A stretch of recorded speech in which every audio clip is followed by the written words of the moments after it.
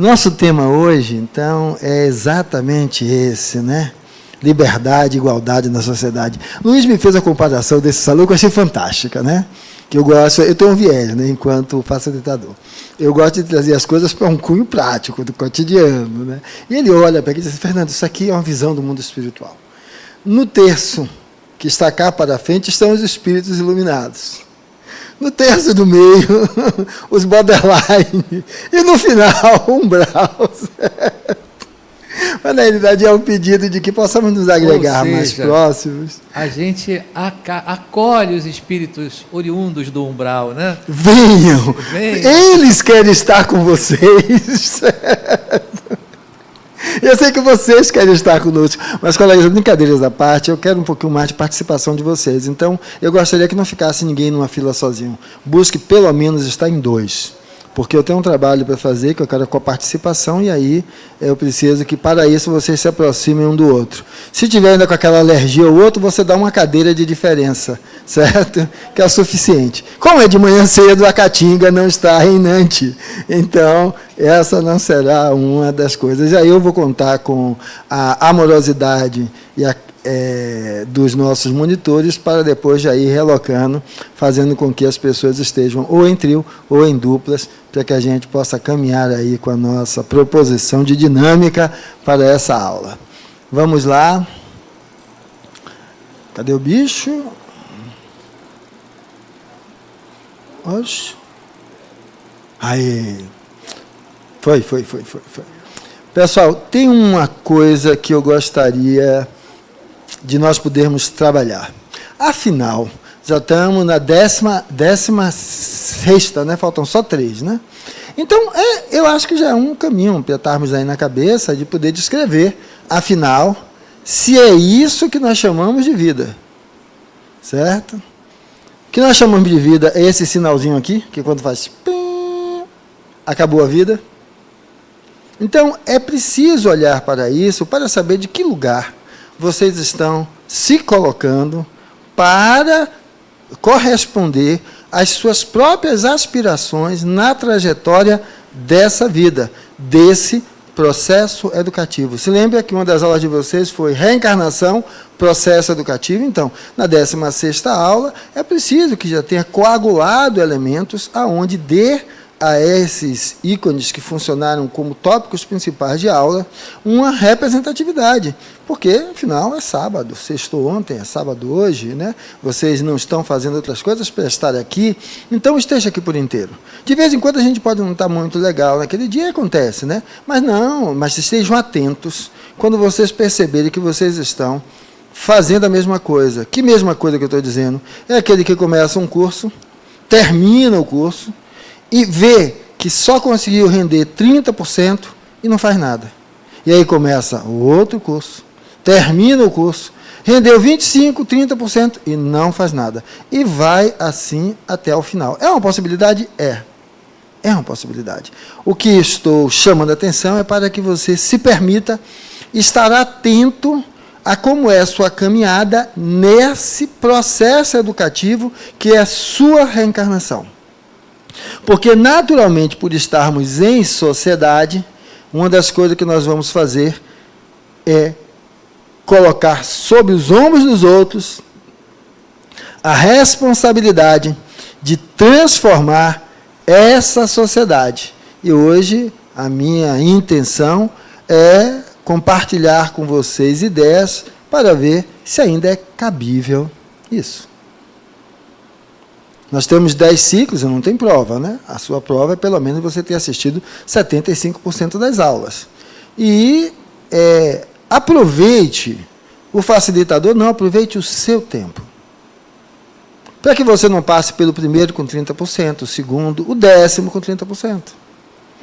Mas, Fernando, aqui eu me sinto tranquilo, ótimo, faça até os 10. Mas, e quando acabar os 10, você vai fazer o quê? Recomece do 4.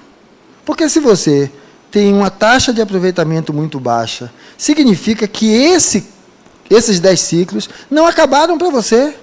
Recomece do 4. E o que é que vai mudar? Você vai recomeçar já com outro background de informações, saber, ideias, para você ir trabalhando isso.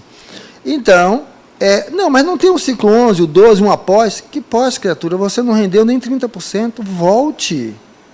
Ah, mas a minha turma já foi, ou você só anda de penca? Ou você não consegue entender que a responsabilidade para com a sociedade não é do outro, é sua? Então, é preciso olhar-se nesse sentido, porque senão vamos continuar só repetindo, fazendo as mesmas coisas e sem conseguir sair do lugar. Então, isso daqui não é mais cabível, mas essa realidade já nos é cabível. Eu tenho um espírito. Já é alguma evolução. Mas se você ainda acha que é você que tem o espírito, isso precisa também ganhar um outro espaço. Mas por que eu digo que precisa ganhar um outro espaço? O você que eu estou chamando é esta criatura que um dia essa linha vai se tornar isoelétrica, ou seja, um fio contínuo. Tá? E eu estou falando de que uma outra criatura. É esta criatura que na condição de espírito, ela é imortal. Então, sob que prisma você está aqui hoje? Esse ou esse?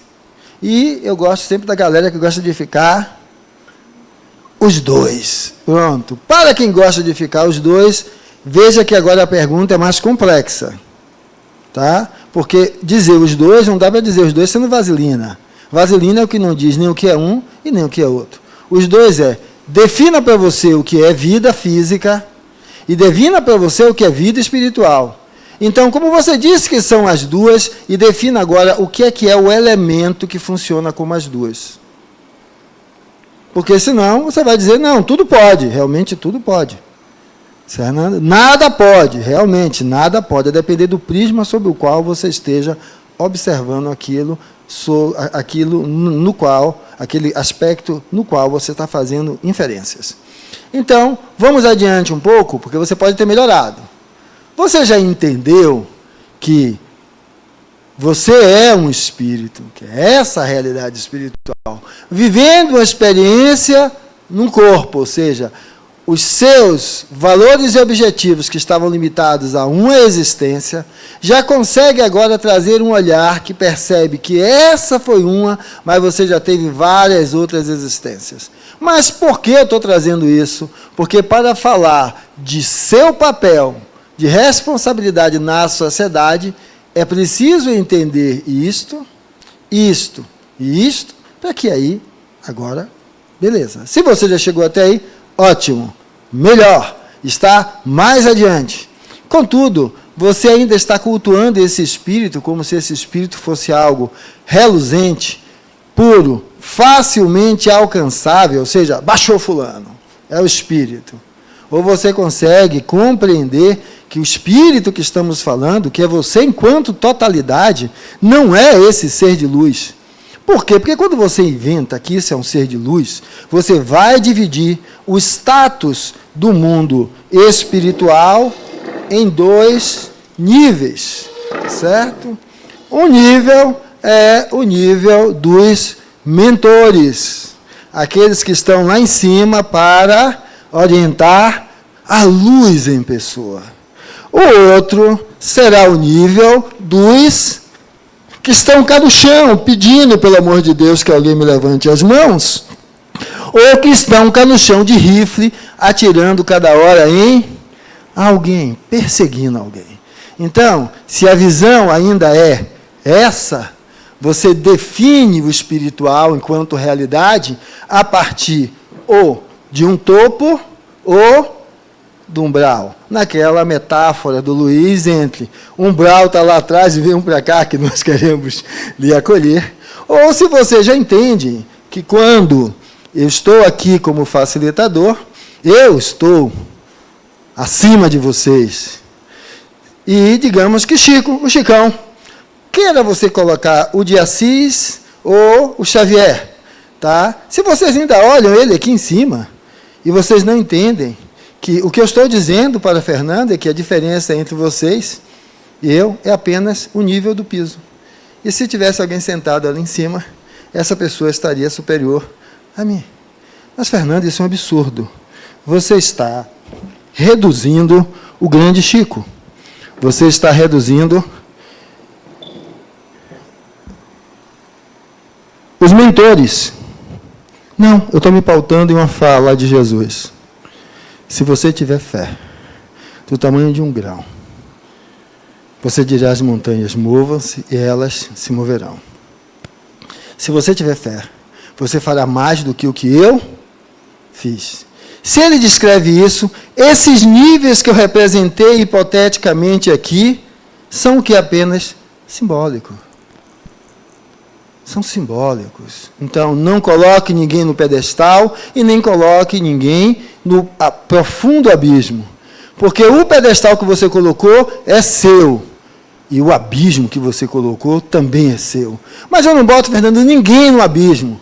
Eu só boto no pedestal. Quando você estabelece um pedestal, automaticamente o abismo já está estabelecido, porque ele é o oposto daquilo que você está adorando.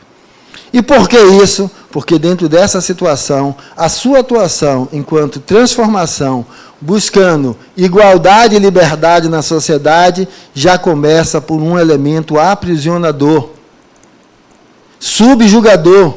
É que num lugar estão os de luz, no outro lugar estão as trevas. Quando aquele que nós, no Ocidente, utilizamos como luz maior, nos disse o quê? Não, você pode. Mas, Fernando, é fé. E fé, não. A fé que nós estamos falando aqui é autodeterminação. Eu quero, eu posso. Mas, Fernando, sim, imagine que eu não tenho nem os 2 braços, nem as 2 pernas. E quero chegar ali em cima, porque eu quero ser maior.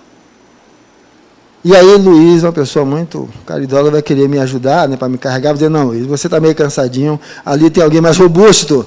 Não, Luiz, suma. Mas, Fernando, eu preocupo com você. Preocupa, então observe. E lá vou eu minhocando. Sabe o que é minhocar? Daqui, e eu vou chegar lá em cima. Eu vou demorar mais do que o Luiz para chegar lá em cima, mas eu vou chegar lá em cima. O que depende não é se eu demorei mais ou se eu demorei menos. É o que eu aprendi durante a jornada.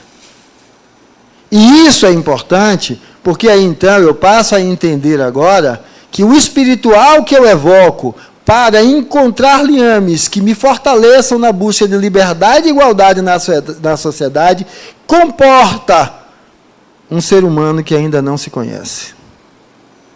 Que tem coisas que pensa que são positivas e depois descobre que são negativas. Tem coisas que acham que são boas e depois descreve e entende que são ruins.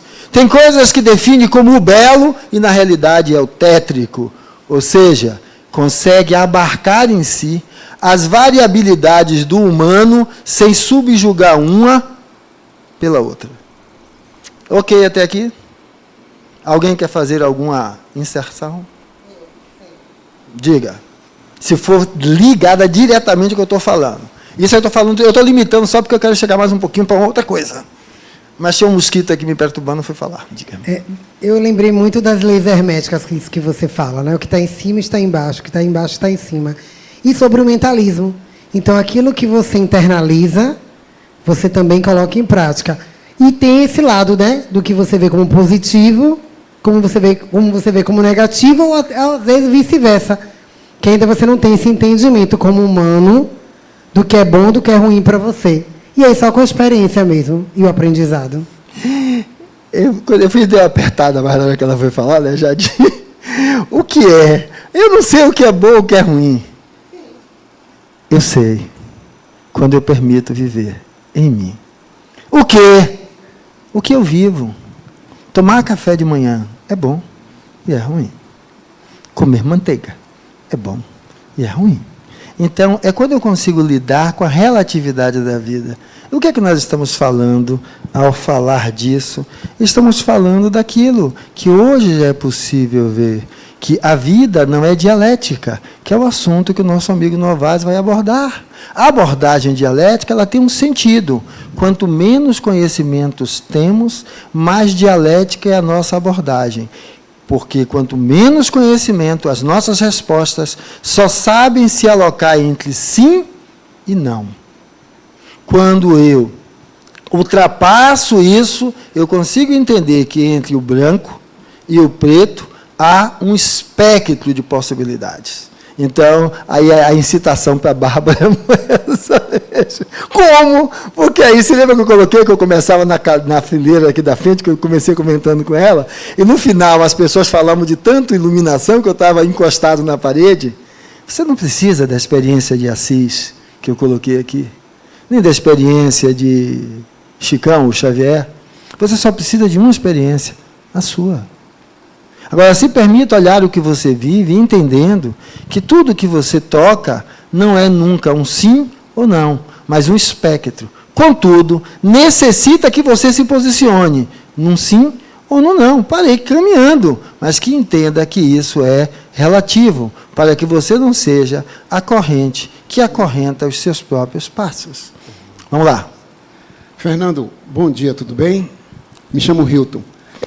Essa comparação que você coloca para que nós possamos diferenciar que não existe uma diferença, parte do princípio que temos que romper com um paradigma que já vivemos desde quando assumimos a forma corporal, que há uma diferença entre o claro e o escuro.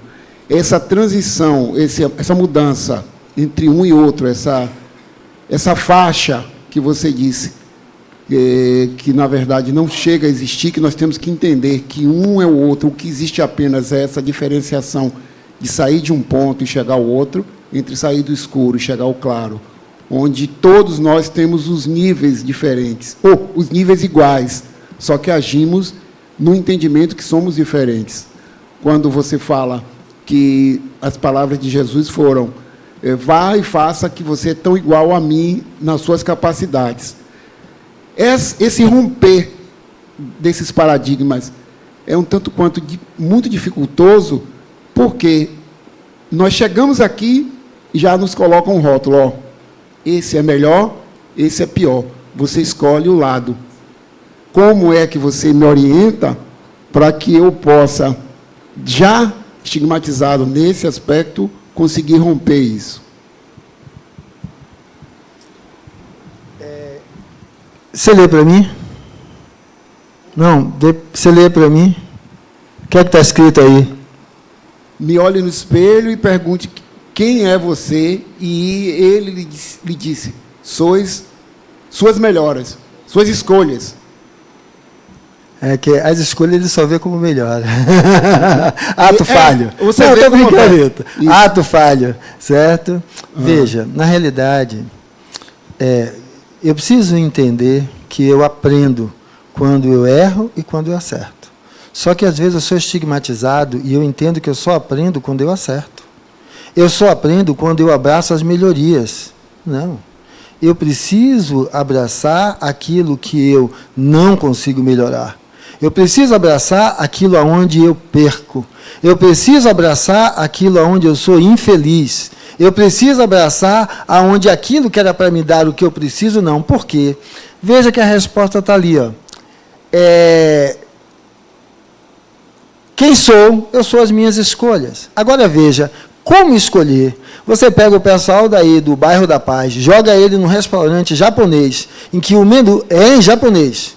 Não tem ninguém comendo, está vazio, porque se tiver alguém comendo, a gente usa a linguagem do dedão, né? Olha, vê se é legal, diz aquele.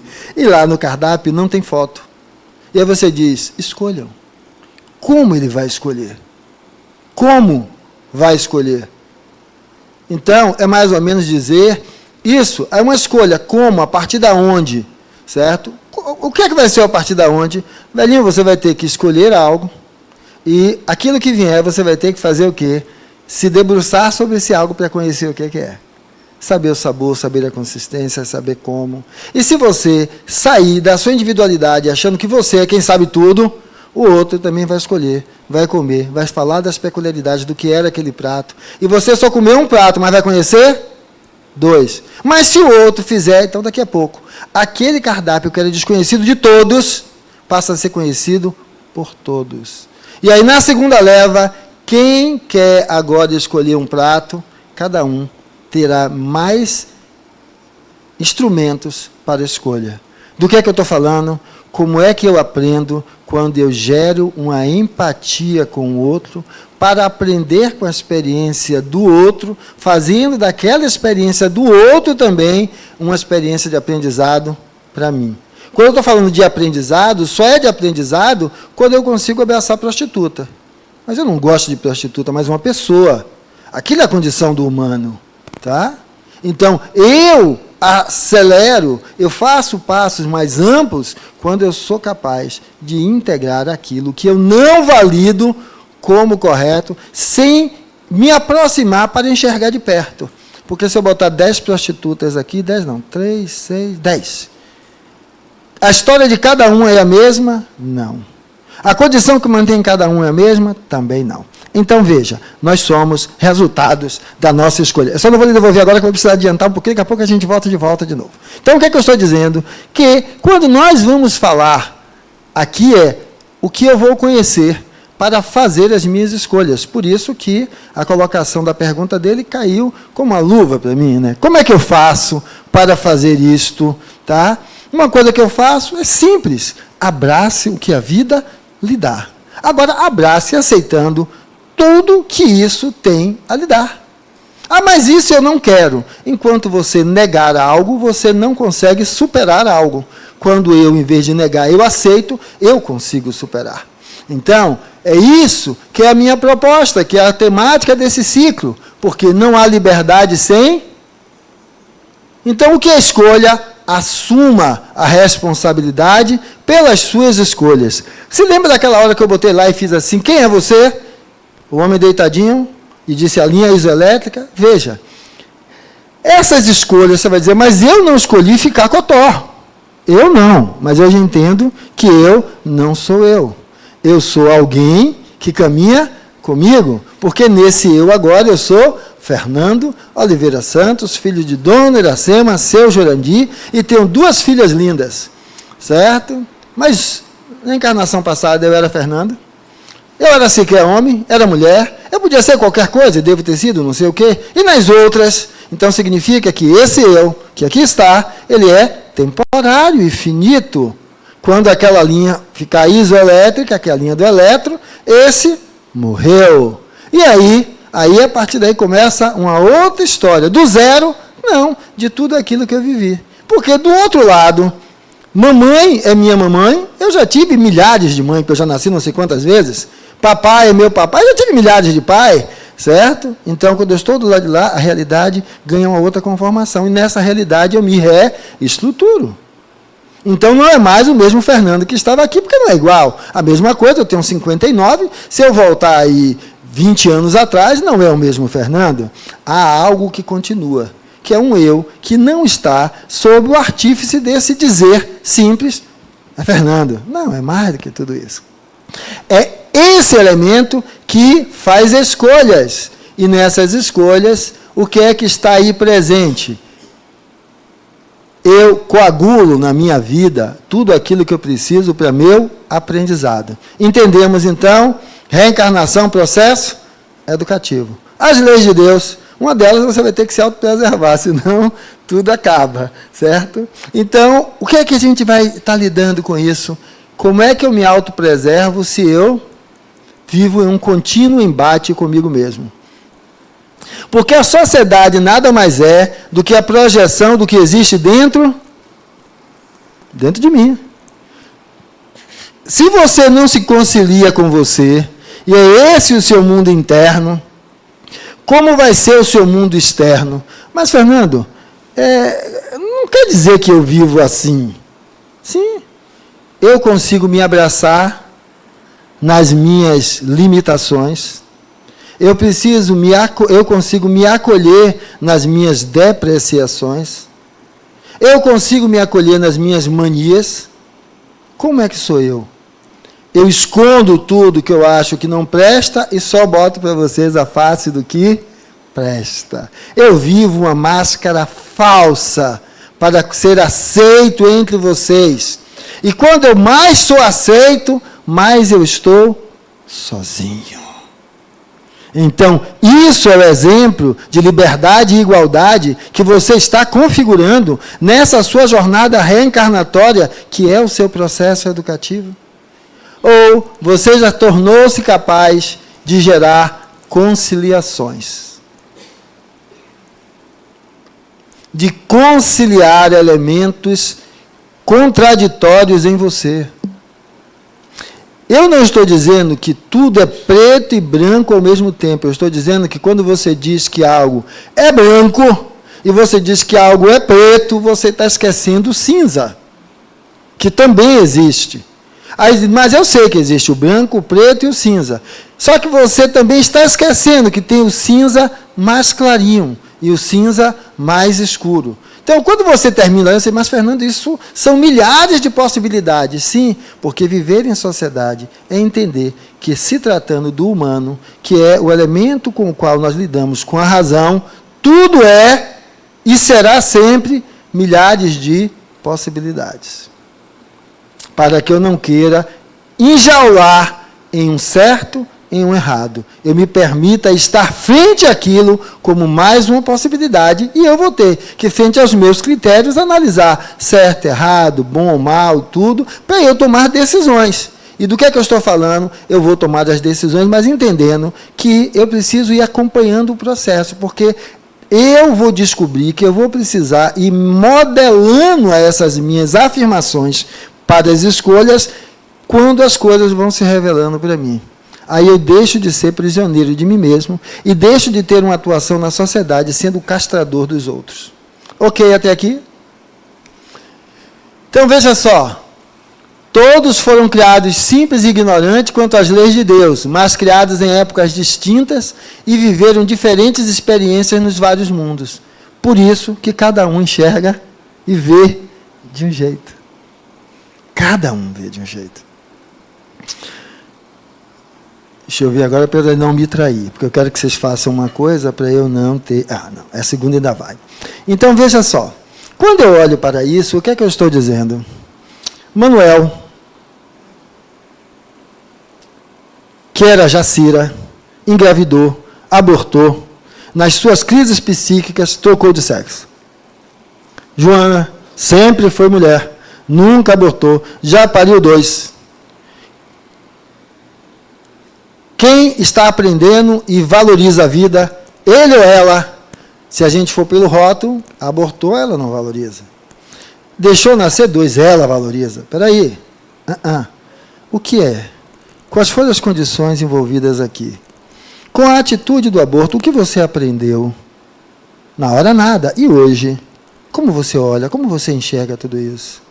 Eu tenho que identificar a pessoa e a experiência válida na vida dela. E a de cá? A mesma coisa. Como foi essa história dos 2 filhos? A coisa mais fácil é parir. A coisa difícil é adotar os seus como seus filhos. Então, quando eu vou olhar aqui, eu tenho que também falar com essa pessoa. Então, o que eu estou sugerindo é, para lidar com a sociedade buscando igualdade e liberdade, retire os rótulos que você permite que coloquem sobre você. E busque se posicionar, não rotulando os outros. Mas é impossível fazer isso, porque nós estaremos sempre julgando. O que eu estou dizendo é, não transforme o seu julgamento em uma causa pétrea. É assim e acabou. É assado e acabou. Por quê? Porque esse é o problema. Porque nós sempre estaremos julgando alguma coisa. Faz parte do nosso discernimento fazer diferenciações. E às vezes são assim. O que eu preciso entender é que é necessário uma flexibilidade nisso. Eu vou depois já colocar lá para trás também, que aí eu abro para você. Veja só. E quando eu estou falando isso, que eu estou falando de sociedade, né? Então, para encarar a problemática social que nos atinge, isso é uma questão de estômago ou é uma questão de dignidade? E eu gosto dessa imagem. A gente vê aqui o quê? 2 criaturas de paletó e aqui um esfomeado. E o que é que a gente diz? Esse é o nosso problema. Os nossos representantes só pensam neles. São indiferentes quanto às outras coisas que acontecem com os outros. Mas se lembra que eu disse que nós precisamos olhar o que eu olho para o outro? E a gente? E a gente? Como é que eu me comporto? E mais uma vez, não é para retirar a culpa ou coisa. Não, eu tenho que olhar para saber qual é o meu compromisso comigo nessa levada, porque senão eu não enxergo. E quando eu não enxergo isso, fica difícil para mim lidar com esse contexto. Por que você não está trabalhando? E olha a resposta: porque eu não te vi chegando. Eu não tenho uma diretriz própria. Eu só funciono sob a vigilância do outro. Por isso eu preciso temer a Deus, temer aos espíritos, temer o diabo, porque eu só funciono sob o chicote. Eu não sei me tornar responsável por mim mesmo. E, em virtude disso, eu não consigo perceber isto daqui, distribuição de renda. Tá? Como é que ela acontece? Aonde está você? Nesse lugar ou fora desse lugar? Como é você quando está nesse lugar de cobrar o comprometimento dos outros? Sistemas econômicos, vários. Sistemas sociais, vários. E andamos dizendo que seria tal sistema ou qual sistema. O que é que a gente começa a notar? O problema não é o sistema, é o ser humano dentro do sistema. Esse é a questão. E quando falamos disso, vamos entender que não há sistema ideal. Não há. Porque não é de fora para dentro. É de dentro para fora. E aí nós vamos entender que ao nós falarmos sobre isso, falando de uma realidade espiritual, e de uma família espiritual, de uma realidade material e de uma família material, o que eu estou lhe perguntando é: quem é você nesse e nesse lugar? Se você consegue verdadeiramente se ver aí como ser o elemento transformador, para que você não coloque mais nos ombros dos outros. Ser aquele elemento que, frente a tudo que há, você mobiliza tudo que há em prol daquilo que você busca. Só que de vez em quando você vai se deparar exatamente com isso. Escreva na louça a palavra ética. E o que é que o gurizinho disse? Roubaram o giz, professora. Só que no quadro negro da tua vida, que é a sua encarnação como processo reencarnatório, o giz é seu sangue e suor. E não utilize-se de apontar para o outro, dizendo que roubaram, porque isso é seu, isso é você. Mas, Fernando, você está cobrando demais ao falar que eu devo defender valores de busca de liberdade e igualdade na sociedade. Isso são só palavras. Não, isso está da conduta de um homem que disse: eu tenho um sonho. Martin Luther King, e mudou a realidade em um grande país. Então significa que uma andorinha faz verão, porque uma andorinha que faz verão é aquela que consegue mobilizar pelo próprio exemplo e não se deixa abater por causa disso, porque sabe que ela é o elemento capaz, porque a sociedade não se modifica por milagre, só se modifica por movimentos a partir dela mesma. Tem alguém antes dela. Só se modifica a partir de movimentos dela mesma. Eu vou abrir agora para as duas perguntas, que eu quero uma outra etapa com vocês. Bom dia, meu nome é Antônia. Enquanto você foi falando desse processo da gente se conhecer e se identificar, eu fui me recordando de antes, quando eu era mais jovem, eu tinha uma coisa chamada diário. E quando eu fui descartar aqueles diários, eu fui reler. E praticamente tudo que eu coloquei ali, ou quiçá a maioria, eu achei que não era eu que estava escrevendo naquele momento, que fiz essa escrita. Aí eu falei: gente, não. Como é que eu fui preconceituosa? Meu Deus, aqui eu fui racista. Gente, eu estava julgando uma pessoa que era do candomblé. E aí eu fui me descobrindo naquele diário, e aí eu fui... Tanto que até um dos primeiros eu não quis nem ler. Porque é aquela questão da emoção que, eu não sei se muitos conheciam, mas eu tinha um hábito muito de escrever, ou quando eu acordava, ou ao final do dia. E aí a minha irmã, ela me deu de presente um potinho de vidro que tinha escrito gratidão. Ela disse que todo final do dia eu tinha que colocar alguma coisa pela qual eu era grata. E ao final do ano eu tinha que ler, né, para ver o que foi. E aí, nesse momento, eu tive a experiência de que eu só coloquei coisas boas. Que aí eu também lembrei de você. Eu falei assim, o professor hoje está só me afinetando. E aí eu só era coisas boas. E eu passei por momentos difíceis naquele ano e eu não coloquei.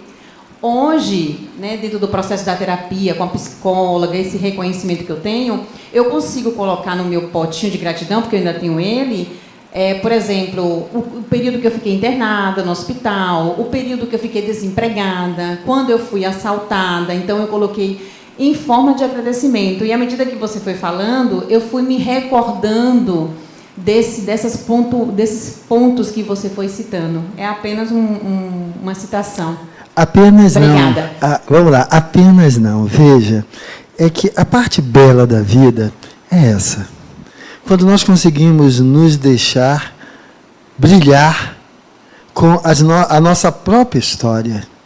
Por que eu tenho que colocar no pedestal a história de Francisco? Seja Assis ou seja o Xavier. Eu tenho que ser capaz de colocar a minha história. Mas, Fernando, isso é vaidade. A vaidade é boa. A não ser quando eu utilizo a minha vaidade para suplantar os outros. Vaidade enquanto auto-reconhecimento do valor do que você constrói, isso é bom. Porque se alguém disser, precisamos falar um pouco sobre desapego e falar um pouco sobre abraçar as suas diferenças. Alguém aqui pode falar? A minha amiga que terminou de falar pode levantar a mão e dizer, eu posso. Eu vou contar a minha história. E o que faz a diferença aqui não é Assis, não é o Xavier. O que faz a diferença aqui é você. Porque quem está aqui sempre será você. Então, valorize. Envaideça-se dos seus valores. Agora, se envaideça e se apodere deles para fazê-lo valer em toda situação em que a sua presença seja requisitada. Por você, pelo contexto do ambiente, porque você vai se ver construindo a si mesmo. Então, eu não acho que foi pouco, não. Eu acho que isso é muito. Toda contribuição, quando a gente coloca, é um pouco de mim, e eu começo a perceber o quanto de mim faz com que essa sociedade, isso aqui seja melhor. Isso aqui começa em cada um de nós e termina em cada um de nós e se replica em cada um de nós. Então, quando vamos incorporar essa percepção do nosso papel nessa reencarnação enquanto processo educativo? Bom dia, meu nome é Lucimar. Dentro dessa perspectiva do Martin Luther King, a gente percebe a diferença entre a igualdade e a equidade. Porque existem pessoas que foram estigmatizadas ao longo da história. Existem histórias que foram invalidadas. Então, a sociedade não pode, hoje, tratar a todos com igualdade, sem que tenhamos a percepção da equidade.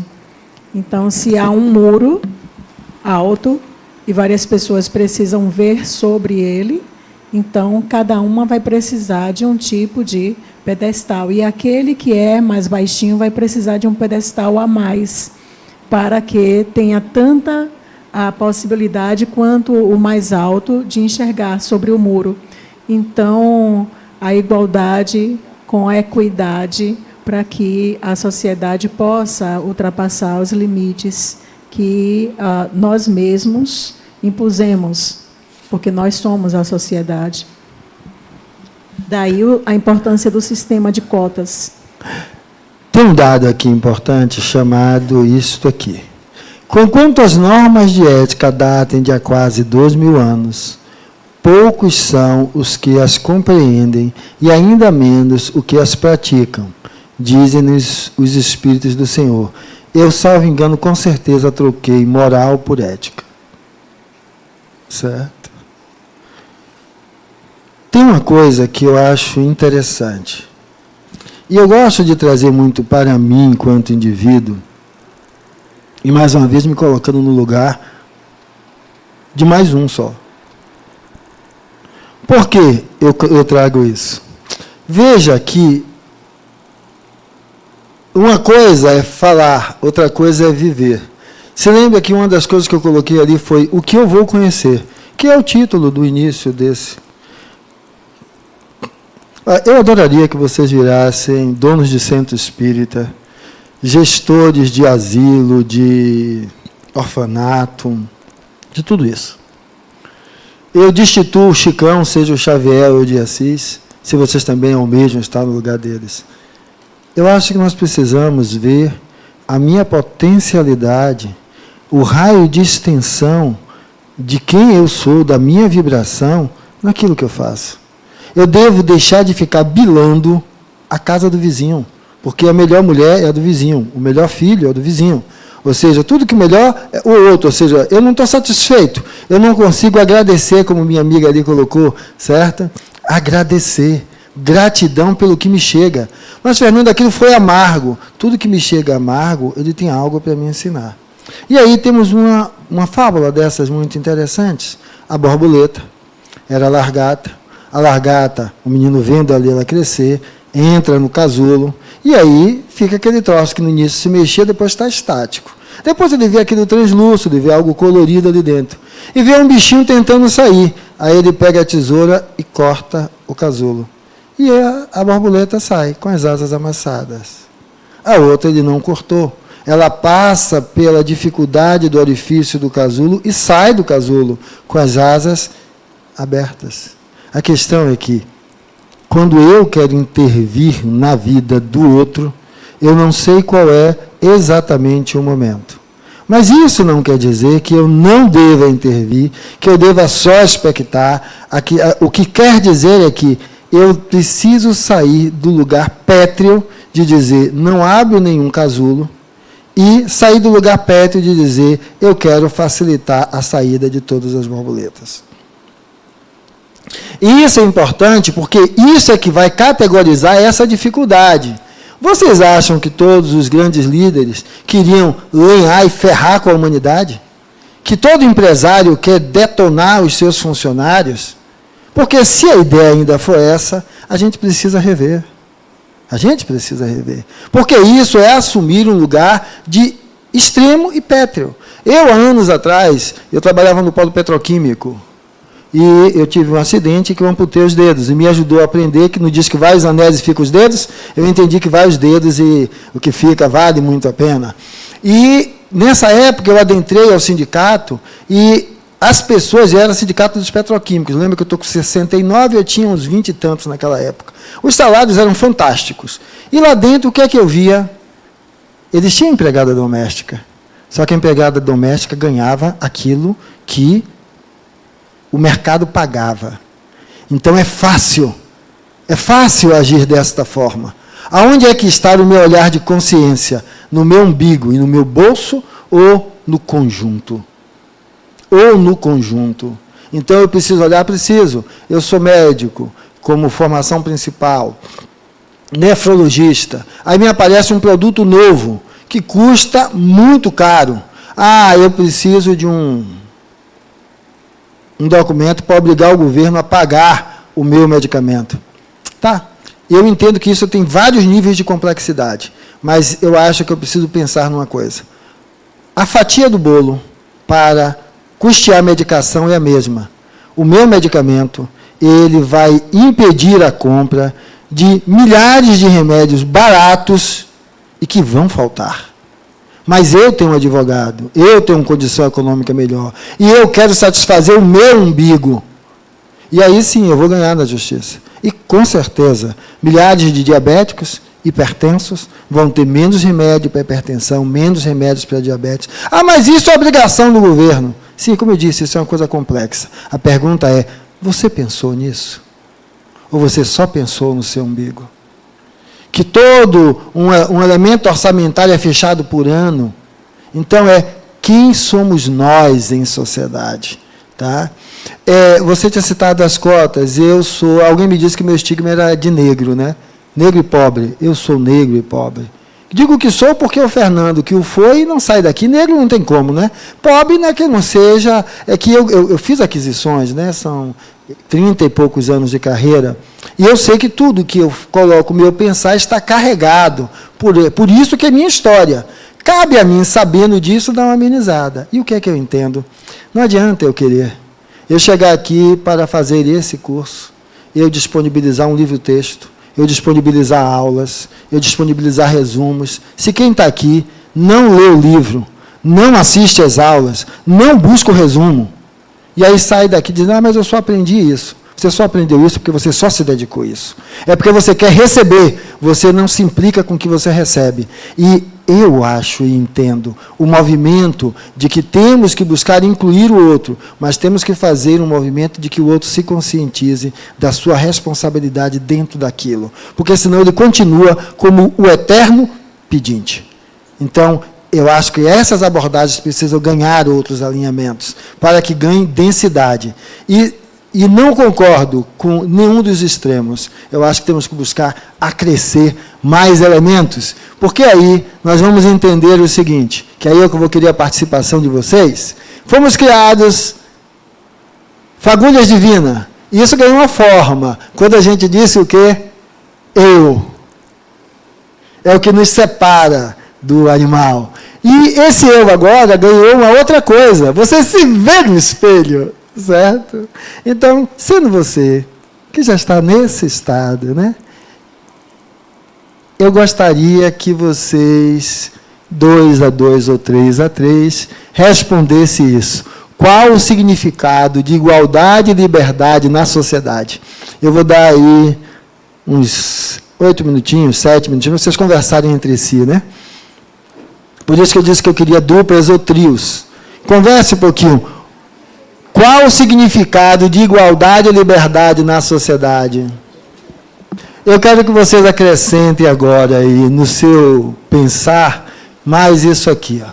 O que vocês discutiram, eu quero que agora vocês considerem direitos e deveres e a diversidade de competências e aptidões de cada uma pessoa em uma sociedade. Então a pergunta foi, qual o significado de igualdade e liberdade na sociedade para você?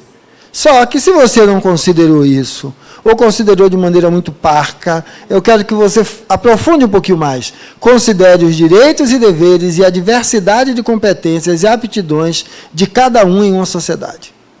Vou lhe dar mais uns 3 minutinhos aí. Segue. Eu vou recorrer ao que vocês conversaram já daqui a pouquinho. A vida em sociedade como conquista humana. Sim, nós precisamos nos agrupar, porque senão, T-Rex chegava lá e crau, certo? As feras fora nos destruíam. Nós fomos, então, aprendendo a viver em grupo, porque em grupo nos protegíamos, caçávamos, conseguíamos alimento. Ou seja, quando estamos falando de sociedade, estamos falando da percepção de si mesmo e desse sentido de fraternidade que nos leva a viver em grupo. Fica bonitinha essa foto que eu botei aí, né? Lógico que isso daí é uma estigmatização. Isso não foi assim desse jeito, tá? Tão bonitinho. Os neandertaleses não era essa a história. Mas, veja, foi evoluindo em grupo que começamos a ter cuidado, inclusive com os mortos. Colocando-lhe ali os seus bens, porque ele poderia utilizar-se daquilo na vida vindoura. Então, a ideia é que nós possamos compreender agora que teia é essa que nos conecta no sentido ainda de sociedade, de evocação da fraternidade, para que nós possamos nos olhar como espíritos. Tá?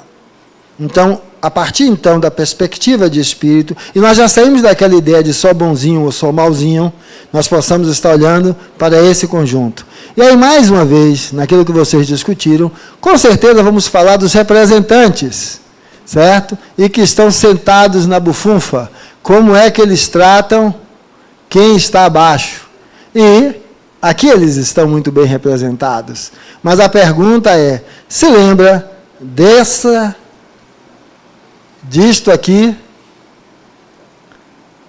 Isso aqui é quando o homem começa a entender que existe uma vida para além do corpo físico.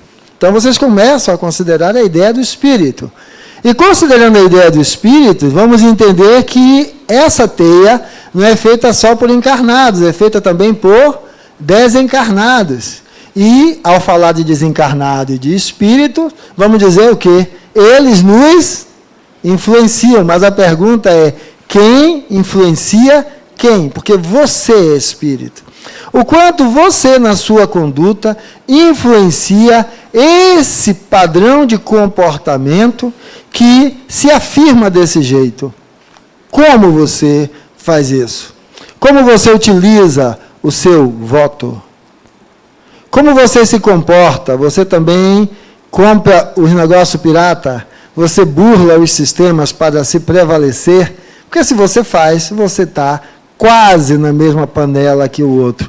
Eu não gosto dessas comparações que dizem que é igual, não. Porque, para mim, alguém que rouba milhões e deixa milhares de crianças sem merenda, certo? Não é igual a quem burlou o pagamento de uma cota de R$100 na bomba de gasolina. Não é igual. Não quer dizer que um seja bom, outro seja mal. Estou dizendo que não é igual. Tá? Então, quando você olha isso, é quem influencia quem. Porque isso aqui está envolto em uma postura nossa. Você, conquistando o que conquistou até agora, porque para estar aqui você o fez, sua posição é diferente dessa? Porque se lembra que eu botei essa imagem, não foi? Sua posição ainda é essa, de indiferença. Mas é que alguém me perguntou, Fernando, e aí, eu dou esmola ou não dou esmola ao cara que me pede? A pergunta é se dá esmola ou não dá esmola? Ou a pergunta é, qual é o meu papel na transformação dessa sociedade tão limitada? O que é que eu faço? Se eu faço, não é a esmola da sinaleira que vai fazer a diferença. Nem eu dar, nem eu não dar. Agora, se eu transformar o meu compromisso na sociedade em dar ou não dar de esmola na sinaleira, o negócio está complicado, porque eu tenho que perguntar o que é que me acorrenta. Porque se eu entendo que a sociedade é fruto da minha postura, do que eu contribuo, eu preciso perguntar o que me acorrenta. Vocês não conversaram aí? Eu gostaria que vocês refletissem depois. Tudo isso que eu estou citando, que deveria ter, deveria haver, que precisava ser, por que você não faz? Por que você não é? O que é que lhe acorrenta? O que você pode fazer para isso que você, conversando, deu como sugestão, isso mude? Ou você não é capaz? Mas, Fernando, as coisas me acorrentam. Está vendo que o bracinho aqui, se ele abrir, essa corrente se desfaz? Está vendo que o bracinho aqui, se ele abrir, essa corrente se desfaz? Quem lhe acorrenta é você mesmo. É você mesmo. É você que se acorrenta. Então, o convite é o livre-arbítrio, que foi uma aquisição do período em que o Espírito conquistou a razão. Se você disser que mesmo você não tem como abrir mão disso, você não está usando da razão. Você está se escondendo por detrás da sua ignorância. Essa é a ideia. Mas, Fernando, eu não posso. Por que não? Por que eu não posso? 2 irmãos gêmeos na favela. Um virou aviãozinho e morreu aos 18 anos. O outro virou um comerciante, é dono do botecozinho da favela, que vende cachaça, vende sabonete, vende sabão. Esse criou a família, o outro não. Escolhas. Quem é você? Resultado das suas escolhas. Então, a ideia é que nós possamos olhar para isso e agora, olhando então para a sua vida, que é essa enchente aí de quebra-cabeças, né? Que você olha para tudo isso e diz, mas eu não tenho como resolver, eu não tenho como fazer. Meu marido não vai mudar, minha mulher não vai mudar, o vizinho não vai mudar, a vizinha não vai mudar, certo? Eu não posso fazer o que todo mundo muda. Quando você, em vez de viver esse caos, você utiliza de tudo que você conversou, vocês conversaram aí junto agora, de coisas que podiam ser feitas e de coisas que eram limitantes. Você faz o quê? Você pega esse caos e organiza. Quando você organiza o caos, você vai compreender que há elementos que conectam uma parte e outra. E que você pode dar a tudo isso um sentido. Veja, você acha que Martin Luther King conseguiu tudo a favor do que ele queria para fazer aquilo? Não. Você acha que Dona Fulana aí da favela, que conseguiu parir os filhos, lavar de ganho, ser abusada pelo dito marido, que aí a polícia matou, ela ficou sozinha e criou todos os filhos conseguiram estudar a ferro e fogo, aproveitaram lá da cota, e em vez de se colocar como um coitado que recebeu um presente, se colocou como alguém que faz jus àquele presente. E fez a sua história, e hoje é um profissional que trabalha com sua qualificação, conseguindo se manter e devolver à sociedade, que foi a família dele, aqueles mesmos elementos. Veja que isto daí é da organicidade. Você acha que ele nasceu num mundo diferente do seu?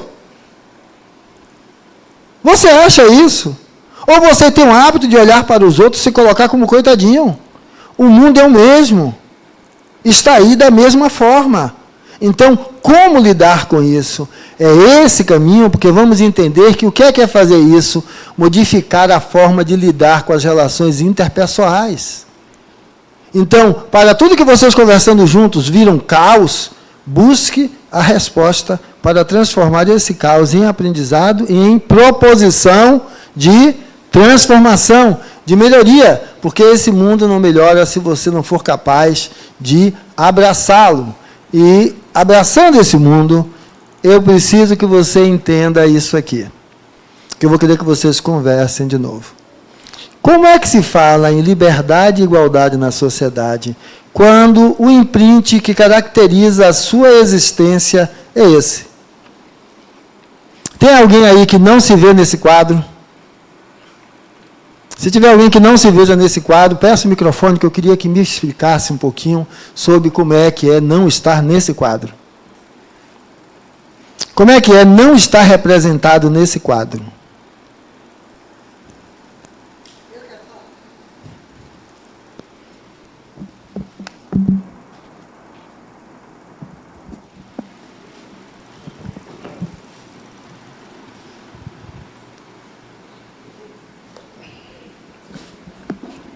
Posso falar?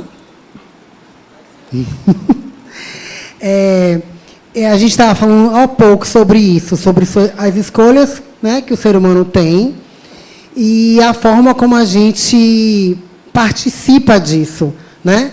E o que eu entendo em relação a esse quadro, que eu sempre digo, na minha sociedade, onde eu convivo, que a gente tem que ser um facilitador da vida do outro. Mas esse facilitador que a gente se torne não passe dos nossos limites. Porque, às vezes, a escolha do outro é a escolha dele particular e ele acaba nos culpando, foi o que a gente botou um pouco aqui, sobre até dessa própria escolha. Quando vem, né, a resposta errada. Então, eu acho que esse quadro, você pode ser, sim, um facilitador da vida do outro para que, né, você tenha eu não vou dizer acordo, mas uma troca. Mas que essa facilidade, esse facilitador, essa entrega não seja 100%. Eu acho que não estamos preparados para esse 100%. Eu acho uma coisa interessante. Lembra que eu disse a vocês, né? Se alguém acha que o empresário quer lascar com a vida do peão, que o peão morra, e todos são assim, peraí. Tá? Lembre-se que você também paga uma empregada doméstica, então você é empregadora dela. Você está no mesmo lugar. E uma coisa legal é que a maioria das relações interpessoais estão sendo tecidas como se o que eu estou fazendo fosse para facilitar o outro. Por isso que eu sou preto, quero pintar o outro de preto. Eu sou branco, quero pintar o outro de branco, porque eu só entendo as minhas atitudes para com o outro como elemento de facilitação. Eu olho sempre desse prisma. Só que a meu cacuete com uma parte da oração. Onde houver trevas, que eu leve a luz. Onde houver... Como é? Tristeza, que eu leve a alegria. E eu estou me colocando. Você lembra que eu deitei no chão? E é a alegria que eu quero? E quem lhe disse que é luz que eu quero? Então, quando você se diz aquele que determina o que eu quero, você não está comigo. Mas todo mundo quer. Não me bote no meio do seu samburá. Não me bote. Mas isso é bom. Não me bote no meio do seu samburá. Você não está me respeitando. Não me bote. Lógico que eu estou falando de um recorte da leitura de uma oração, que eu estou utilizando justamente para impactar, porque é isso que eu quero. Eu gosto da outra parte. Ó mestre, fazei com que eu procure mais. Consolar que ser consolado. Mas eu estou fazendo para você porque eu quero ser consolado. Você diga, veja como ele, em vez de estar curtindo com a família dele, está fazendo uma aula aqui para a Uli. Não, se ele está aqui fazendo aula, é porque ele está achando que isso é importante para ele por alguma coisa. A questão é dele. Mas quem está a fazer quer receber os louros do que faz. Não faz porque faz, mas faz pelo interesse. Então, o que eu estou retratando é aí, você sabe qual é a gama dos interesses que lhe move? Você sabe até onde vai o limite de você enquanto facilitador? Porque, por vezes, eu acho que você não é o facilitador. Você é igual a essa imagem que está aí agora. Você quer empurrar a goela abaixo do outro o que você acha que é melhor. Você quer empurrar a goela abaixo e quando o outro não corresponde às suas expectativas, você faz o quê? Só que vocês vejam que nessa imagem, eu podia ter colocado um coelho do outro lado do leão. Eu não botei um coelho, aquilo ali é o quê? É uma raposa. Criatura, não ache que você é o coelhinho. Você é um predador. É predador lidando com predador. Saia do discurso de que você é o coelhinho. Você não é coelhinho. Assuma o predador que você é para dizer qual é o lugar desse predador na sociedade que você constrói. Porque quando você faz isso, você deixa de imputar o outro e se responsabiliza e se compromete com você. E você fala assim, o que é triste? Eu cheguei aqui para dar aula, só tinha 2 pessoas. Significa que eu estou querendo os aplausos. Ah, mas eu queria alcançar mais gente. Espera aí. Era feriado, a galera quis curtir e tem 2 pessoas. Então, tem 2 pessoas. Entendeu? Então, é preciso olhar para isso. Porque se eu não olho para isso, eu só vou colocar aqui tudo aquilo que eu aponto. E no meu caso, quando eu aponto, aí 3 aponta. Como eu tinha raiva dele, eu cortei. Ai, ai. Então, veja, é preciso se ver. Porque aí, quando eu brinquei, quem é que não se vê aqui? É que, peraí. Aí a gente diz, mas Giovana, tão evoluída, é presidente do Centro Espírita, tem uma casa de caridade, é diretora de um orfanato, mas a mulher é o cão. Eu preciso me ver nisso aqui. Eu preciso me ver. Porque quando eu começo a me ver, e realmente Giovana é o cão, e se eu sair de Giovana, botar aqui para Sandra, né? E é o cão, e aí Sandra faz o quê? Um câncer de laringe. Está aí, ó. Lei de causa e efeito. Retorno. Aprontou, está pagando. Não. Eu vou sentar, trazer ela para junto e dizer, e aí, negona? É difícil, né? Lidar com a morte anunciada. Como é que você está? Como é que você está? Então, é esse lugar que precisamos, porque senão eu preciso entender o que é isso. E às vezes, quando eu olho, eu digo, rapaz, Sandrinha, ela é... Sim, mas independente dela ser o que eu julgo, se lembra do branco ao preto? Ela é um monte de outras coisas. E eu não posso cristalizar a minha atitude para com ela num recorte dessa faixa de cores. Ela também é uma pessoa que está ali sofrendo. E eu preciso fazer o quê? Ah, porque eu sou acolhedor dela. Não, não, não. Eu sou interesseiro. Eu não sou acolhedor. E por que eu sou interesseiro? Eu tenho o interesse de aprender como lidar com aquilo. E se eu quero aprender como lidar com aquilo, e eu posso aprender como lidar com aquilo sem que eu tenha o câncer de laringe, eu preciso gerar uma empatia com Sandra. Sentir, saber, conversar. Porque aquela é uma oportunidade de eu aprender. Sim, mas você vai ajudar ela, vai sim. Mas veja que se eu for querendo ajudar ela e ela não me retribuir como eu quero, eu serei mais um cobrador na vida dela. Ela precisa de cobradores? Não. Agora, se eu for querendo aprender com ela, vou aprender até como é que alguém desiste da vida, toma cianureto e morre, porque não conseguiu se perdoar pelo que fez.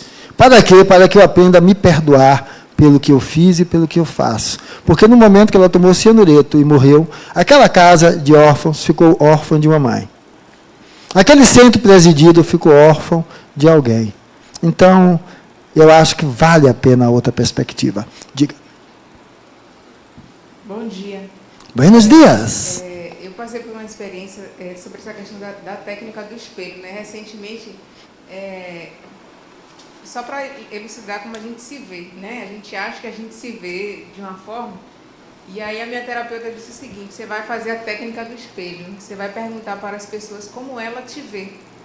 E no início eu achei aquilo entusiasmante, né? Disse, pô, deve ser bacana, porque eu não tenho um conflito com ninguém, né? Assim, no meu entendimento, não tenho conflito com ninguém, então... A boa. E aí, aí ela disse assim, mas você vai pedir, mas eu quero como prioridade que você traga o olhar da sua filha, minha filha tem 15 anos, e da sua estagiária. E eu disse assim, é bacana. Quando eu peguei o da minha filha, quase que eu caio para trás. Que eu disse assim, meu Deus, eu sou desse jeito. E aí ela disse coisas assim que eu disse assim, gente... E foi desafiador para mim, porque eu não imaginava que ela me via daquela forma, coisas realmente para melhorar. Uma das coisas muito engraçadas é que ela falou assim, mãe, a senhora é uma mãe maravilhosa, mas a senhora precisa melhorar a sua bipolaridade. Tipo assim, eu tô boa com ela, daqui a pouco eu vou lá né? E foi muito interessante, coisas assim que ela trouxe para mim que foi muito grandiosa. Assim, eu poderia me decepcionar, mas eu fiquei grata pela oportunidade de que ela me deu de me melhorar, que para mim isso já é uma bênção enorme, assim, que bacana, né? Tanto a minha terapeuta quanto ela, né? E quando eu levei para a minha estagiária, e ela disse assim, você é uma ótima líder, mas assim, você é inflexível. Eu te falei, nossa senhora, eu sou inflexível. E aí eu comecei a ler, e ainda ontem à noite eu estava lendo a respeito disso, assim, que interessante que ela me deu a oportunidade de eu olhar para mim e ver que tem realmente, né? Você não aceita que a sua opinião, ela tocou fogo em mim, você não aceita que a sua opinião seja contrariada, mas assim, tipo, vá com calma, você está melhorando, assim, que bacana, que oportunidade bacana. Veja, uma coisa muito interessante nisso é que é necessário sinalizar uma coisa também. Veja, não é veja como eu sou, veja como o outro me enxerga. Se eu passar aqui meia hora falando de Patrícia, depois de meia hora, quem você conhece, Patrícia ou Fernanda? Quem você conhece é Fernanda, certo? Porque o que ele pontua de Patrícia revela os pontos basilares dos valores que ele usa para enxergar alguém. Então, como o outro me enxerga. E depois outra pergunta, certo? Enquanto isso me pertence. Enquanto isso me pertence. Veja que o que eu estou dizendo enquanto, é que não estou integrando a ideia de que não me pertence. Porque tudo que é humano me pertence. Enquanto me pertence. Tá? Para eu não virar uma imagem caricata do outro, porque aí eu vou de um lugar para o outro. Eu quero ser aquele melhor aceito. E se lembra do início da minha fala? Eu começo a vestir a máscara do bem aceito. E depois que eu estou sendo bem aceito, eu me sinto na maior solidão. Porque a maior solidão é quando eu olho para os outros e enxergo que ninguém me enxerga. Porque só enxergo a máscara que eu criei e não quem eu sou. Não, agora não, daqui a pouco eu já te dou. Calma. Então, veja só, não se deve impor convicções a ninguém, mas respeitar o direito e a liberdade do outro em pensar e crer de modo diferenciado. Agora, e o que é que a gente vai dizer? Mas se for também é uma bagunça, né? Cada um puxa para o seu lado. E aí, qual é a ideia? Tem que ter o quê? Leis, regras, normas. Ao se falar em convívio social, é isso. E aí, o que é que a gente vai ver? A vida não é um progresso para o ser humano? Esta criatura. As leis do ser humano refletem quem? As leis da sociedade refletem a própria sociedade. Mas quem é a sociedade? Como minha amiga disse aí, a sociedade sou eu. E aí, o que é preciso? A desigualdade de riquezas enquanto fruto da diversidade de aptidões, da cobiça e do egoísmo, fazem parte. Porque é fruto disso aqui, ó. Se eu pegasse hoje, desse para todo mundo o mesmo quantia em valor, desse um time aí de 30 dias, quando voltasse, estava tudo desadverso. Porque isso se distribui dessa forma. Eu preciso, então, ou seja, normatizar, a norma não vai conseguir passar por cima disso. Talvez transforme isso em algo, em uma condição mais convivível. Mais facilmente a riqueza e o poder aproximam o homem das paixões e do egoísmo. Por quê? Porque com dinheiro e poder ele se acha acima dos outros. Contudo, já dizia Saint-Exupéry, o essencial é invisível aos olhos, perceptível apenas ao coração. Já dizia Midas, que pediu para que tudo que tocasse transformasse-se em ouro. Ou seja, só enxerga na vida aquilo que o dinheiro compra. Só que aquilo que você precisa, o dinheiro não compra. Nós vamos ver nas grandes ascensões, sejam de ganho de prêmios milionários, ou às vezes jogadores de futebol, de outros esportes, que ascendem rapidamente. E aí ele se sente o quanto sozinho lá em cima. Estão ao meu redor porque querem o meu dinheiro ou pela pessoa que eu sou?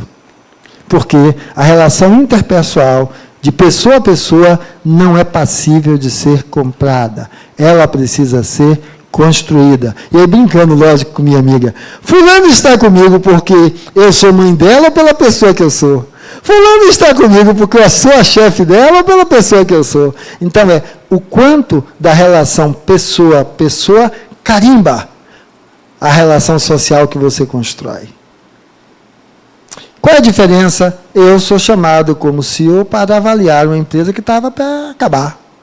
Eu tenho uma coisa, não presta, joga tudo fora. E começa tudo de novo. Ou o contrário. Olha, existem pessoas alocadas em lugares não compatíveis. Analiso a empresa, vejo aquelas pessoas que estão ali devotadas, empenhadas e têm habilidades, e as reúno conforme eu possa adequar as habilidades ao convívio microsocial e ao resultado de cada célula da empresa. Alguns não serão compatíveis para continuar, porque, de fato, são incompatíveis com a ideia de manutenção do trabalho conjunto. Esses eu vou demitir, mas os outros eu vou aproveitar. E vou completar o quadro com quem mais seja necessário. Qual é o sentimento entre quem ficou? Sentimento de que me valorizaram. Somos um grupo, podemos produzir, podemos superar, podemos fazer melhor. Esse é o sentimento. O outro, Fernando, demitiu todo mundo e contratou todo mundo novo. Olha, a galera toda foi embora, amanhã pode ser eu. Então, como você atua, como você age, para que você possa compreender isso? A liberdade se restringe pela necessidade de reconhecer direitos recíprocos. Aquilo que vocês discutiram, o meu direito vai até onde começa o direito do outro. E, embora sujeito a provas e expiações, não perde o homem o seu. Então, o que estou dizendo é, não se esconda por detrás do guarda-chuva que você é incapaz. Você não é incapaz. Um exemplo disso, a chikungunya não, aquela outra que levou a anencefalia, como é o nome daquele troço? Zika. Definições de limitações por lesão cerebral, a Zika, enquanto aí fenômeno, né, ela rompeu tudo isso. Crianças que se achavam que seriam incapazes de determinado nível de desenvolvimento, pela dedicação das mães, pelo acesso, às vezes, à fisioterapia, à terapia ocupacional, elas foram além disso, mostrando que o quê? Limites existem para serem ultrapassados, quando nós nos debruçamos e nos colocamos nesse lugar. E aí, o que é que eu tenho mais para depois passar de novo? Só que estamos no centro espírita, né? Então, significa que estamos relacionando com encarnados e com desencarnados. Então, quer queira, quer não, vocês trouxeram alguns empencados com vocês. A gente mostra uma barreira, ficam alguns lá fora. Quando vocês saem, leva de volta. Agora, transforme o seu pensar entendendo que encarnado ou desencarnado, eles são todos influenciáveis. Todos são influenciáveis. Tá? Como você é influenciável. Agora, o que é que influencia o outro? A forma como você lidar na relação interpessoal com o outro. Você lembra que eu dei o exemplo da empresa? Um que detonou todo mundo, o outro que buscou conciliar e ver o que é que era possível, né? Sendo mais equilibrado. Veja só, se a sua atitude é essa, aí você chega para Giovana, enquanto espírito desencarnado, diz, ô Gil, perdoe. A vida não é assim. É porque fulano era ainda alguém muito primitivo, muito rude. Perdoe. Agora você atua daquele jeito. Mas ela você quer que perdoe. Ou você, como todo bom espírita, abre o evangelho no sábado, e quando abre o evangelho, está lá, respeitar pai e mãe. E aí você chega para o adolescente e diz, tá vendo aí, ó, isso é para você. Isso é para você. E não entende que quando você fala isso, você está fazendo isso aqui. Então, o que é que você está dizendo ao desencarnado que está do seu lado? Faça o que eu digo, mas não faça. Isso funciona? Não. Então, por isso que quando vocês saem, vocês levam a bagagem de volta. Não levam toda, porque alguns desencarnados também são pessoas. E aqui, envolvidos por essa energia de vocês como um todo, de buscar respostas para si mesmo, encontra respostas. E quando você sai, diz, vai só coisa, eu que não quero estar mais preso com você. Mas lá fora, sempre tem alguém que aproveita o gancho que ficou vazio e vai para lá junto. Então, olhe para isso aqui, para que então nós possamos descrever quem influencia quem, tá? Porque os espíritos nos influenciam, mas nós influenciamos aqueles que estão convivendo conosco, encarnados ou desencarnados, e não somos o coelhinho. Então, a partir daí, eu estou convidando para que você seja capaz de olhar para isso e entender isto aqui, ó. Ninguém pode construir em seu lugar as pontes que você vai precisar passar para atravessar o rio da vida. Que rio é esse? Sua história reencarnatória. Certo? Ninguém exceto você, só você. Existem, por certo, atalhos sem números. Faça ULI. Agora, você lembra, você vem, escuta, não internaliza, você vem, não estuda, você vem, não se dedica. ULI ou qualquer outra coisa que eu estou falando. Meios de ganho de conhecimento. Certo? E pontes e semideuses que se oferecerão. Ou seja, Assis, certo? Xavier, o mentor, o orientador, tá? Para te levar além do rio, como se você pudesse dar saltos. Você não vai passar pelas suas picuinhas. Eu não vou ter os dedos amputados, certo? Mas isso custaria a tua própria pessoa, porque eu deixo de ser Fernando, passa a ser o seguidor de Juliana, o seguidor de Virgínia, o seguidor do Chico, certo? O seguidor de Jesus. Mas, Fernando, eu não gosto de ser seguidor de Jesus, porque eu vi quando ele falou uma coisa que para mim foi significativo. Apareceu um endemoniado, a galera foi lá para ajudar o cara, né? Ninguém conseguiu. Aí voltam correndo para ele, ô mestre, o que é que a gente faz? O cara está lá cheio de espírito em cima dele, e a gente não consegue tirar. Aí está lá escrito, né? Ó Pai, enquanto estarei com homens de pouca fé. E se levanta e vai fazer. E chega lá e faz. O que é homem de pouca fé? O homem que não, o ser humano que não se autodetermina. Que fica sempre esperando o milagre, o divino, em vez de buscar fazer ele mesmo. Porque Jesus não quer um seguidor, ele quer um parceiro. Se apodere do que você tem, do que você é. Ah, mas eu preciso de auxílio. Busque o auxílio, mas para se empoderar. E não para ficar como um coitado consumindo eternamente aquele auxílio. Não, a história é outra. Por quê? Porque você se hipotecaria e se perderia. Existe no mundo um único caminho, por onde só você pode passar. Onde leva? Não pergunte, segue. Esse caminho é a sua vida, que não pode ser vivida por mim, como eu tenho a minha pequena de 18. Por mais que eu queira falar para não passar pelas desventuras que eu já passei, estando no terceiro casamento, terceira relação estável, ela tem que passar pela história dela. Porque ela tem muito também a me ensinar, eu tenho muito a aprender com ela, e não querendo levá-la para além do rio. Não, é ela. Quem falou isso? Friedrich Nietzsche. E aí, isso aqui é lindo, né? Lindo, maravilhoso. Mas isso aqui também é uma realidade.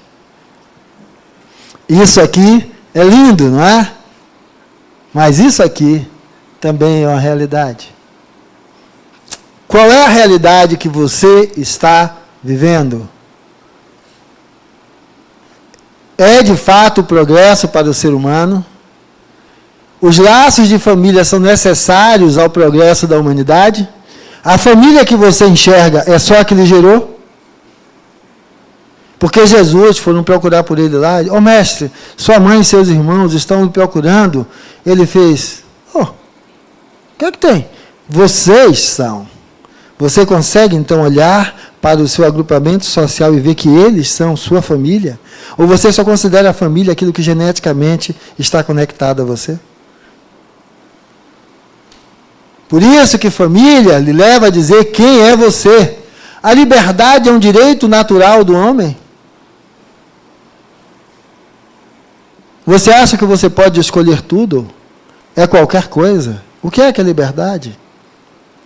A pergunta do que vocês começaram a conversar, no exercício dessa liberdade, o ser humano adquire noções de direito e dever para com a própria sociedade, errando e acertando, sem demonizar e nem divinizar nada, nem ninguém. Ah, mas eu divinizei. Eu ainda divinizo, só que depois eu começo a entender que não é, e eu tiro do lugar, e a gente vai construindo, sem querer exigir de si o que não pode dar, mas sempre se desafiando para fazer um pouco mais. E, nesse sentido, como lidar com essa diversidade de aptidões? O que é que eu estou dizendo a você? Aprenda que você está aqui para aprender, integrar novas habilidades, novas aptidões. E a partir, então, dessa caminhada de aptidões, que você está aqui sendo convidado a colocar, eu gostaria que vocês, de novo, conversassem um pouquinho. Como podemos transformar agora essa sociedade? Certo? Você conversou sobre liberdade e igualdade, conversou sobre levando em conta direitos e deveres, conversou falando sobre aptidões diversas de cada um, e como? Como modificar a sociedade. Só que eu não quero que você faça um discurso Fernando para presidente. Eu quero que você diga como você pode consertar a sociedade a partir de você. Deu para entender? Eu quero que vocês conversem um pouquinho e digam como eu posso modificar a sociedade, levar essa minha sociedade a uma sociedade com maior nível de liberdade e igualdade a partir de mim. Entendeu? Vamos lá, joga duro. Pessoal, eu vou retomar a palavra aí de novo agora, para eu fechar o meu pensamento, e eu quero abrir para que vocês possam partilhar aí qual é o movimento de vocês para essa sociedade. E eu vou terminar essa pontuação para ver se esses aspectos também fizeram parte dessa reflexão. Primeira coisa, que para a liberdade e igualdade na sociedade é preciso entender que uma sociedade não melhora se nós, enquanto sociedade, não podemos colocar como objetivo garantir condições dignas de educação, saúde e moradia. Sem conseguir educações dignas de saúde, educação e moradia, é muito complicado. É o que eu tenho inveja quando eu vou para a Europa. E chego lá e olho que eu não fico preocupado. Não é com alguém bater a minha carteira, não, porque Portugal já está assim, né? Mas com alguém tirar a minha vida por causa de uma carteira. Tá? Então, é segurança. É saber que eu posso perder a carteira, mas não vou perder a vida. Educação, a darmos uma educação de qualidade para que possamos dar, assim, a oportunidade de todos poderem alcançar o voo do Espírito que é.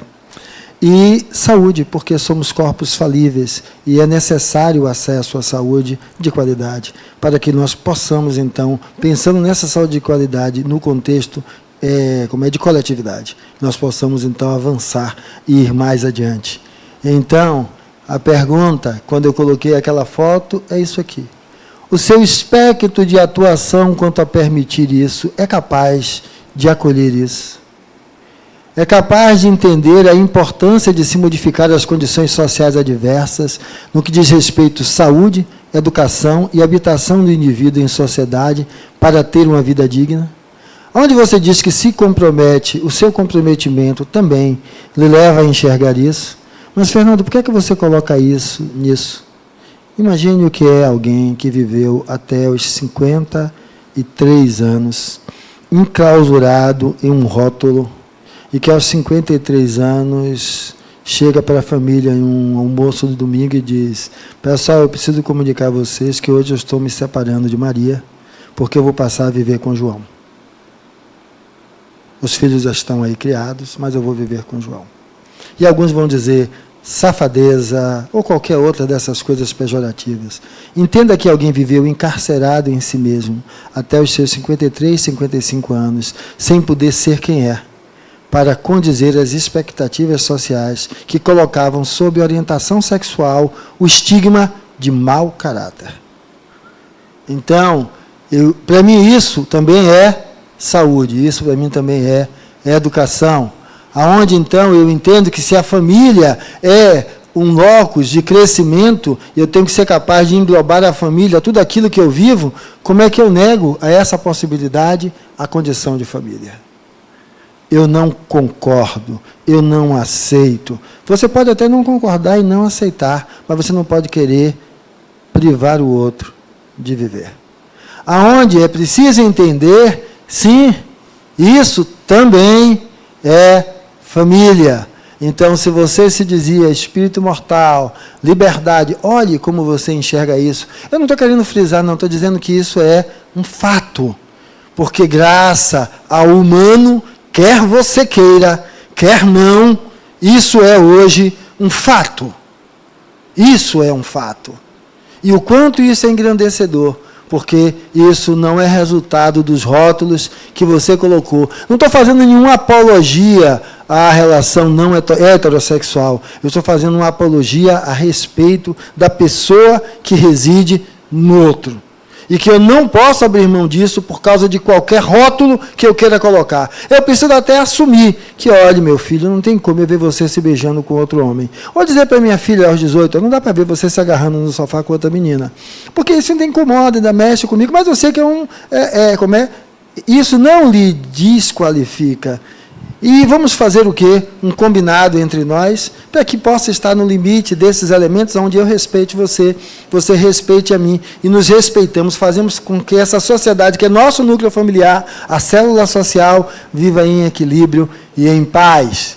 Para que, então, eu possa... Calma que eu vou dar só daqui a pouco, depois que eu vou terminar o meu pensamento para abrir para todos vocês. E aí, por isso que eu estou sendo mais direto. Veja o quanto você é um estigmatizador. Aonde a sua liberdade só olha para o seu umbigo, e aonde você disse que estava se comprometendo, precisa se comprometer mais para sair desse lugar do estigmatizador. Do estigmatizado você se coloca, porque você se coloca como, mas eu fui criado assim, essa foi minha cultura, eu só tenho isso. Então a ideia é que, ao olhar para isso, eu estou exemplificando a crença, é um direito do homem. E a parte do homem não, do ser humano. Podemos impor nossas convicções ao outro sem respeitar o seu direito e liberdade de pensar e crer de modo diferenciado? Veja que quando eu coloquei crença, a primeira coisa que vem no ouvido é candomblé, católico, espírita, protestante. Crença, isso inclui, mas crença de vida.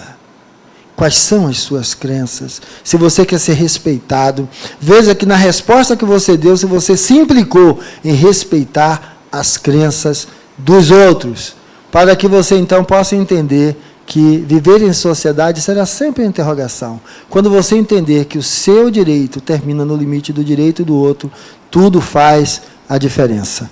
Agora, eu vou abrir para vocês, para que quem quiser possa levantar a mão e buscar ser conciso e colocar algo. O que é que eu quero que vocês coloquem?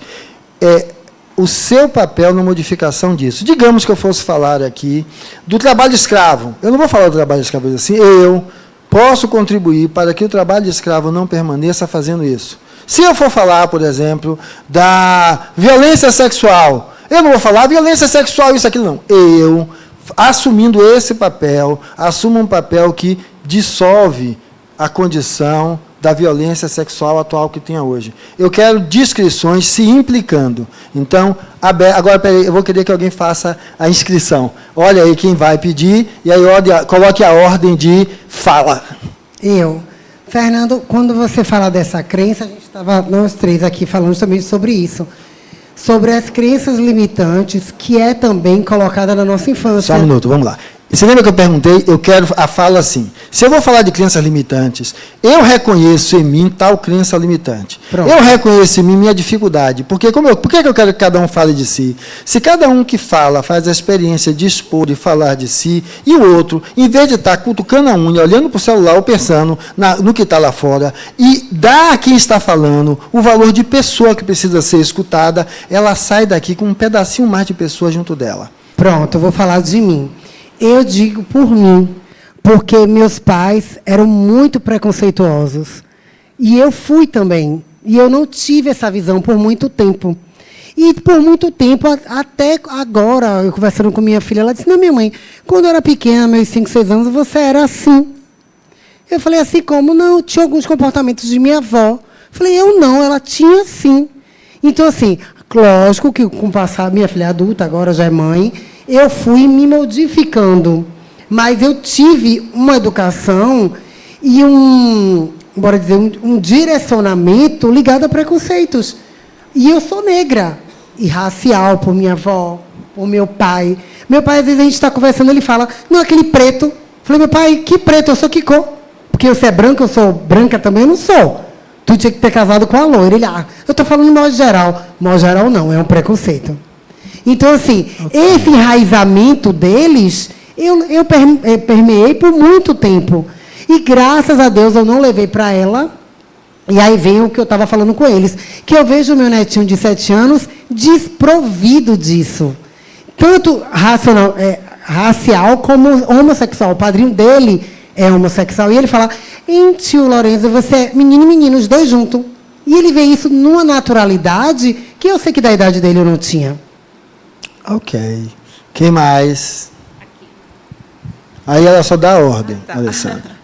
Olá, eu tenho me questionado com essa questão quando você trouxe a questão do estigma, né? Então, a gente está passando por uma situação em que eu tenho me perguntado o tempo todo o que é que eu posso fazer para mudar esse estigma. A nossa família adotou agora um menininho de 6 anos, e ele é uma criança negra em uma família não negra, em um contexto não negro. E a gente ouviu, quando a gente comunicou para a família e para os amigos que nós havíamos adotado esse menino negro de 6 anos, a gente ouviu muita coisa de você é louca, você está adotando uma criança de 6 anos, você não sabe qual é o histórico dela, você não sabe quem são os genitores dele. E, num primeiro momento, eu me inflei tanto, dava uma vontade de dar uma voadora na pessoa que falava isso, e eu comecei a questionar o que eu posso fazer para conseguir trazer para eles um olhar diferente, porque esse menino ele faz parte da nossa vida agora. Então, e essas pessoas com as quais a gente convive também fazem parte. Então, qual é o meu papel de tentar mudar o olhar deles, contribuir para que eles mudem o olhar, para que eles tenham a questão do acolhimento? É claro que se cada coisa for da confusão, mas enquanto falam comigo, então qual é o meu papel nessa mudança? O que é que eu consigo fazer para quebrar esse estigma? Então, a gente tem trabalhado muito nesse contexto. Olha, a primeira coisa é o seguinte, se eu virar para uma pedra e dizer, nasça uma rosa, vocês vão dizer que eu sou o quê? Doido. Minha sociedade é acolhedora? Quando eu adoto, eu já sei o que é aquela sociedade. Eu tenho que saber com quem eu estou lidando. Porque se eu virar para aquela pedra e dizer, acolha minha rosa, eu estou doido. Eu sei o que é aquela sociedade. Então, a primeira coisa, eu tenho que enxergar o meio social em que eu vivo. Mas, Fernando, para pedra, só porrada, para poder se transformar em pó e terra. Não, para pedra é acolhimento. Porque ela é pedra, porque ela não teve acolhimento. E como é que eu acolho? Sendo a diferença. Como foi que Jesus acolheu? Sendo a diferença, fazendo a diferença. Outra coisa é que quando eu adoto, eu digo, eu estou fazendo um ato de caridade. Eu posso falar disso de um lugar muito confortável, porque a minha primeira filha é adotiva. Aos 14 anos eu tive um desdobramento, e nesse desdobramento eu encontrei com alguém, desculpa, senti um pouquinho ainda, porque de qualquer forma mexe, né? Aí eu falo disso, mas vira e mexe, aperta um pouquinho, e eu me encontrei com alguém que viria, e disse que viria como minha filha, e seria filha adotiva.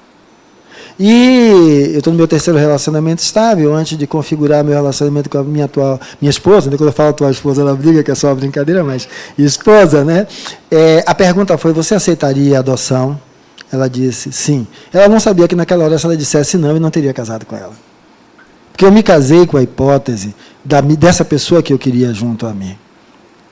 E minha filha, que eu falo com muito, muito carinho, só que tem uma coisa, a criança que é adotada, ela tem uma ferida, que é a ferida de ter sido, como é? O quê? Descartada, colocada. E essa ferida, ela é gigante. Porque se quem adota não reconhecer que tem essa ferida, vira e mexe, vai se debater porque é que o outro agride tanto. Não é fácil sanar a ferida de ter sido desprezado. E é preciso que quem adote, da mesma maneira que eu disse que precisava enxergar a sociedade que tem, enxergue a ferida com que está lidando. Para que essa força de mãe, que lhe fez superar os protocolos de uma sociedade ainda antiquada e falida, lhe dê forças para não sair desse lugar de mãe e ser capaz de abraçar, mesmo quando a ferida se reflita e doa também na sua pele. Então, como lidar com amor? E aonde? O que é que eu vou fazer? Ser exemplo. Seja exemplo. Para mim, é assim que a gente transforma a humanidade, fazendo o que Jesus fez, o que os 2 Chicos fizeram, e o que outros homens e mulheres fizeram, sem ser notórios, mas serem importantes na vida de quem fez. Foi a mãe que foi lavadeira, lavadora de prato, empregada doméstica, e ajudou seu filho a conquistar o lugar onde está. Certo? Então, é isso que eu lhe digo. Só o amor. O amor é a força propulsora da vida. Quem mais?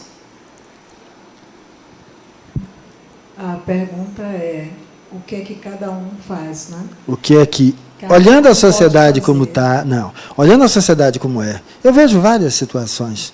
O que é que eu me implico em fazer para melhorar isso? Deu para entender que eu estou respondendo para ela, mas para todos nós, né?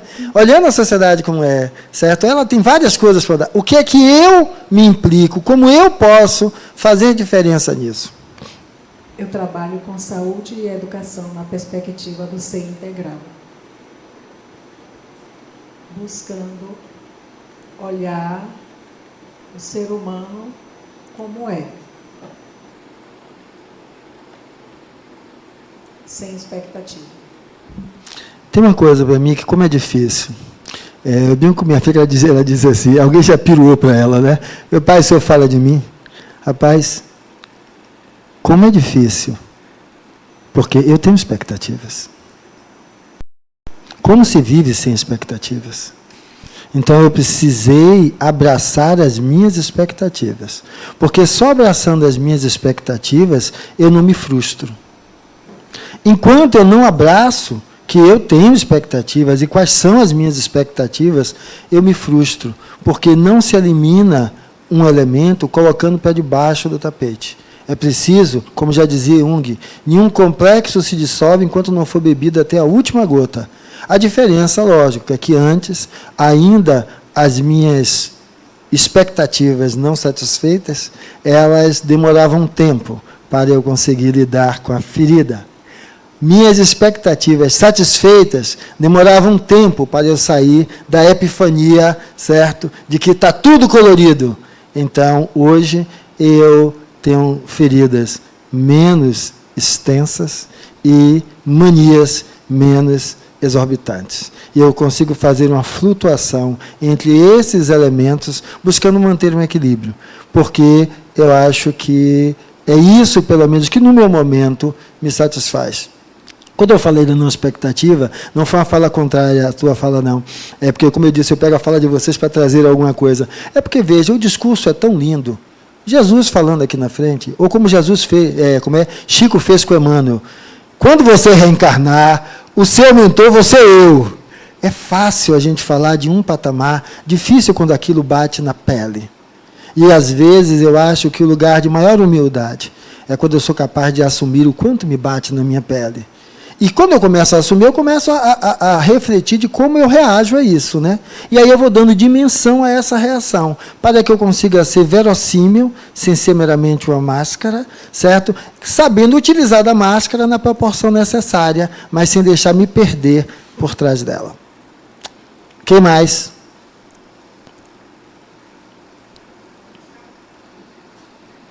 Então, deixa eu fechar os quadrinhos para acabarmos com o que eu coloquei. Veja, o que foi que eu falei aqui agora? Disso aqui. Quem és tu, criatura? Se olha no espelho. Quem é você? Veja, por exemplo, está todo mundo sentadinho, caladinho. Na vida vocês são assim? Duvido. Duvido que não suba nos tamancos, certo? Não pinte e borde. Por quê? Significa que aqui é uma das suas personas, é o aluno. E o aluno desse lugar, desse ciclo, nesse lugar. Que você, como aluno, em outro lugar, digamos, na escola, na pós-graduação, é outra coisa também. Então, veja isso. O que eu estou falando é de que as personas precisam ser enxergadas pelo personagem que é você. Você olhe, quais são? Aqui é uma. Quando chega em casa, certo? No papel da mãe, vai dizer, rapaz, olha, agora fica tranquila, está tudo resolvido, não tem mais problema entre nós. Não, existe uma persona ali presente. O que eu estou dizendo? Quando você é capaz de olhar para essas personas, que são as suas atuações, e você pode fazer, então, agora com que essas atuações correspondam ao que esse personagem que está aqui, você que está entendendo que precisa ajustar aqui e ali, começa a se tornar o quê? Melhor. E o que é isso? É fazer com que esse personagem enxergue que há algo maior, aonde toda essa trajetória é aprendizado. Literalmente aprendizado. E aí você possa, então, entender tranquilamente que isso aqui é um fato. Quanto mais experiente você é, mais você deve auxiliar os mais novos, sem os escravizarem. Então, com todo carinho, quando eu falei aqui com Larissa, é que se eu não entender essa sociedade que não vê na minha filha, eu também, certo? Eu estou escravizando ela da mesma maneira que ela está querendo escravizar. E, Fernando, vou olhar do mesmo jeito? Não é o mesmo jeito, é similar. Agora, o que é que acontece? Cada vez que o outro, ao me agredir, recebe de mim um ato de amor, ele começa a entender que a resposta não é essa. E ela só pode ser dada se eu fizer a diferença. Então, de volta com vocês. Muito obrigada. Hoje vai sair daqui todo mundo com a cabeça borbulhando.